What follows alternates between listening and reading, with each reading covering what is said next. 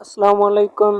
कैसे हैं आप सब दोस्त? उम्मीद है सब खैरियत से होंगे, अल्लाह ताला के फजल व करम से होंगे। तो आज एक बहुत ही अहम मौजू लेकर, एक बहुत ही अहम टॉपिक लेकर आपकी खिदमत में हाज़िर हुआ हूँ। तो एक बहुत ही ताकत वाली सूरत लेकर हाज़िर हुआ हूँ। इस सूरत की इतनी फजीलत है कि अगर आपको पता चल जाए तो आप इसे कभी भूल कर भी पढ़ना न चाहें। तो इस बात का तो सबको इल्म है कि एक ना एक दिन मरना है और मरने के बाद कब्र में जाना है। तो ये जो सूरत है इसकी ये फजीलत है कि अगर आदमी, अल्लाह ताला का इरशाद है कि अगर आदमी रोज़ाना रात को सोने से पहले इस सूरत की तिलावत करे तो जब वो मरेगा और मरने के बाद कब्र में जाएगा, और अगर तो उसने अच्छे काम किए होंगे, नेक होंगे, तब तो उसे कब्र में किसी किस्म की मुश्किलात का सामना करना ही नहीं पड़ेगा।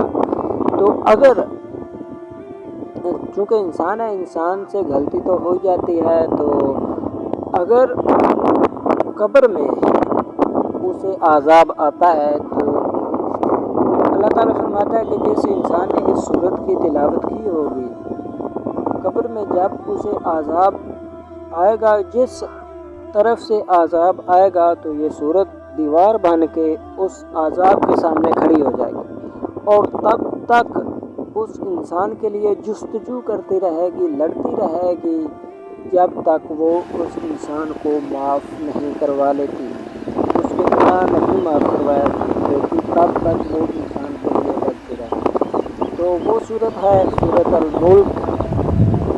तो जैसे ही मुझे इस बात का इल्म हुआ कि इस सूरत की इतनी फजीलत है, मुझे पता चला, तो सोचा कि आप लोगों से शेयर कर दूँ ताकि अगर मेरी वजह से जितने लोगों तक ये बात पहुँचे, इस अमल का जितने लोगों को पता चल जाए और उनमें से एक आदमी भी इस पर अमल कर ले, तो क्या पता उसकी वजह से ही मुझे भी आखिरत में आसानी मिल जाए, रहनुमाई मिल जाए। तो इस नीयत से आप लोगों तक शेयर कर दी, और आगे आपका फ़र्ज़ है कि जितने लोगों तक पहुंचा सकें, ज़्यादा से ज़्यादा लोगों तक पहुंचाएं, ताकि लोगों को पता चले इस सूरत की फजीलत के बारे में। और उनमें से अगर कोई एक आदमी, दो आदमी भी इस पर अमल कर लेते हैं तो आपके लिए सदका जारिया होगा।